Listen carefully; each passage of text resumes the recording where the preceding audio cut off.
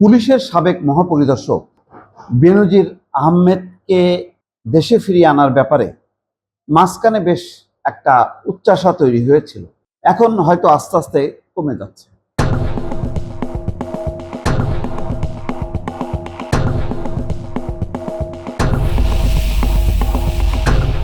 বেনজির Ahmed Dubai পুলিশের হাতে গ্রেপ্তার হয়েছে। এই খবরটা প্রচার হবার সাথে সাথে বেশ একটা চাঞ্চল্য তৈরি হয়েছিল রাজনৈতিক সহ নানা মহলে।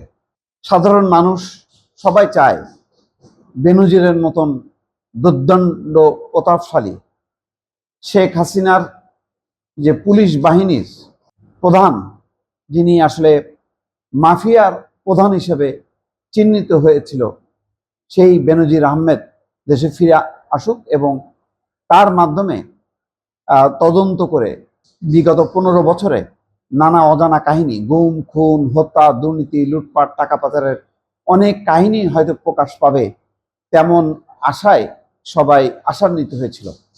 কিন্তু আস্তে আস্তে সেটি কিন্তু নিচের দিকে নেমে যাচ্ছে, অর্থাৎ সেই আশায় অনেকটাই গুড়ে বালি হচ্ছে বলে মনে করেন অনেকে।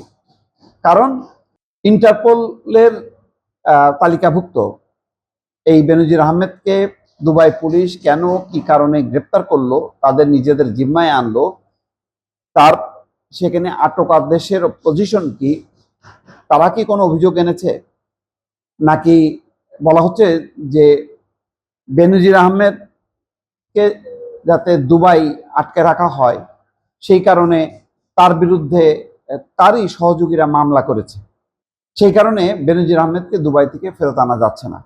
দুবাই কর্তৃপক্ষ কাগজপত্র চেয়েছে, বলেছে 60 দিনের মধ্যে অথবা 30 দিনের মধ্যে তারা সমস্ত কাগজপত্র পাঠাতে। তারা দেখবে যে এখানে রাজনৈতিক কারণ নাকি হয়রানিমূলক কারণ, নাকি সত্যি সত্যি তার বিরুদ্ধে টাকা পাচার, দুর্নীতি বা খুন, গুম এই সমস্ত অভিযোগ আছে। তো আজকে স্বরাষ্ট্রমন্ত্রী সালাউদ্দিন আহমেদ সাংবাদিকদেরকে হয়তো প্রকৃত তথ্যই দিয়েছেন যে প্রয়োজনীয় সব কাগজপত্র বাংলাদেশ সরকার ইতিমধ্যে পাঠিয়েছে। ইউই গভর্নমেন্ট অর্থাৎ আমিরাত সরকার তরফ থেকে আমাদের এখনো কিছু জানানো হয়নি, আশা করি শিগগিরই জানানো হবে। তো এক অনুষ্ঠানে তিনি এই কথা বলছেন যে আমরা এখন ইউএই অর্থাৎ ইউনাইটেড আরব আমিরাত গভর্নমেন্টের রিপ্লাইয়ের জন্য অপেক্ষা করছি। তার সর্বশেষ অবস্থান সম্পর্কে আমরা যতটুকু জেনেছি ফেডারেল পুলিশের কাছেই আছে, তাদের হেফাজতেই আছে, অন্য কোনো সংবাদ আমি জানি না। তো এই হলো অবস্থা। তার মানে ঠিক তার বিরুদ্ধে দুবাই পুলিশও কোনো চার্জ গঠন করেছে কিনা, তাকে তাদের জিম্মায় কতদিন রাখবে, তাকে কারাগারে পাঠাবে নাকি তাদের জিম্মা বলতে কোন পজিশনে তাকে রাখা হয়েছে, সবকিছুই অজানা। আর যদি শেষ পর্যন্ত বেনজির আহমেদকে দেশে আনা না যায় তাহলে কিন্তু বহু কাহিনী আর তার সন্ধান পাওয়া যাবে না। বেনজিরকে যদি আনা যেত তাহলে তার কাছে থাকা বহু তথ্য বের হতো এবং সরকারের নানা বিষয়, যারা বিগত 15 বছরে দুর্নীতি, টাকা পাচার, অনিয়ম, লুটপাটের সাথে জড়িত, তাদের বিষয়গুলো সামনে আনা যেত।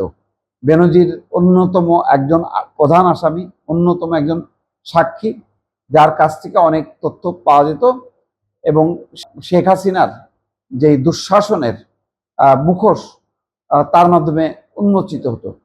কিন্তু দিন যত যাচ্ছে ততই কিন্তু সেই আশা ক্ষীণ হয়ে যাচ্ছে। দেখা যাক তারপরে শেষ পর্যন্ত কি হয়।